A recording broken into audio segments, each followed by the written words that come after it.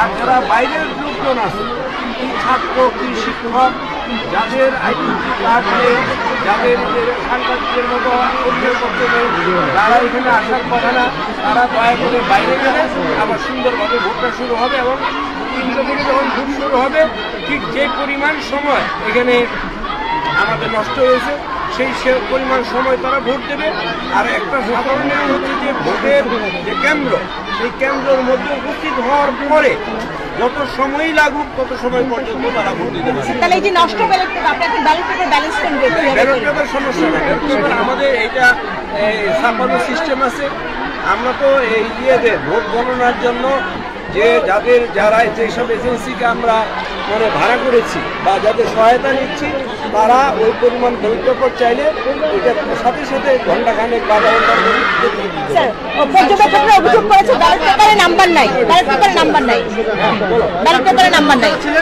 তারা বলেছেন যে ব্যালট পেপার পর্যবেক্ষক কারা? আমরা তো কোনো পর্যবেক্ষক নিয়োগ দিইনি। স্বতন্ত্র পর্যবেক্ষক তারা নিজেরা ঢাকা বিশ্ববিদ্যালয়ের শিক্ষক হবে না, নিজেরা করে দেবো। কোনো নির্বাচনে নিজেরা যে পর্যবেক্ষক হয় এটা তো গ্রহণযোগ্য হবে না। কিন্তু আপনাদের গঠনতন্ত্রে বলা আছে যে ঢাকা বিশ্ববিদ্যালয়ের শিক্ষক হিসেবে তা ওদের দাবি যে গঠনতন্ত্র অনুযায়ী তারা শিক্ষক হিসেবে যে কোনো জায়গায় পর্যবেক্ষণে যেতে পারেন এবং সেই পর্যবেক্ষণ অনুযায়ী তাদের মতামত দিতে পারেন। সেই জায়গা থেকে তাদের স্বতন্ত্র পর্যবেক্ষণকে আপনারা মূল্যায়ন করবেন কিনা? আমি বলি এই কথা ঠিক না। ঢাকা বিশ্ববিদ্যালয়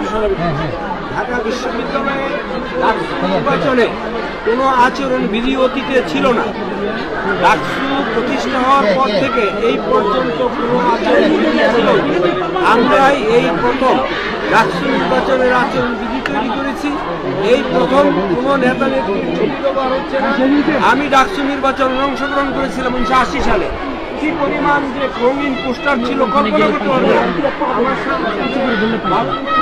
আছে, উনিও প্রার্থী ছিলেন জিএসএ সেই সময়। আমি নির্বাচন করেছি ডাকসুতে। কোনোদিন কোনো পর্যবেক্ষক, কোনো আচরণ বিধি কিছুই ছিল না।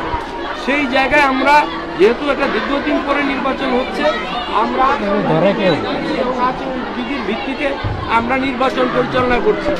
এতদিন পরে নির্বাচন, এখন আসলে সকলের একটা সহনশীল মনোভাব, একটা সহযোগিতামূলক মনোভাব।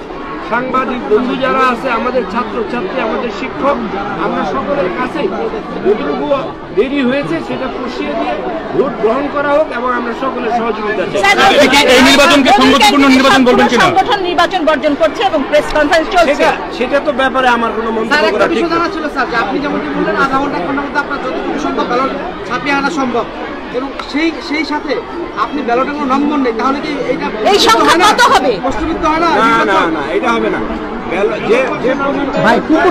কি পরিমাণ ব্যালট ছাপাবেন স্যার? নম্বর নেই। আমাদের হাতে একটি নমুনা ব্যালট পেপার আছে, আপনি যদি দেখেন। কথা না, যে পরিমাণ ভোটার আছে ওই পরিমাণ নম্বর দেওয়া এরকম হয়ে থাকে। ধন্যবাদ তোমাদের। শেষ পর্যন্ত এখানে আসার কথা না, তাও আমি আসলাম। আমি যেহেতু এটা দায়িত্বশীল পদে আমি আসলাম, তোমরা বিষয়টাকে এই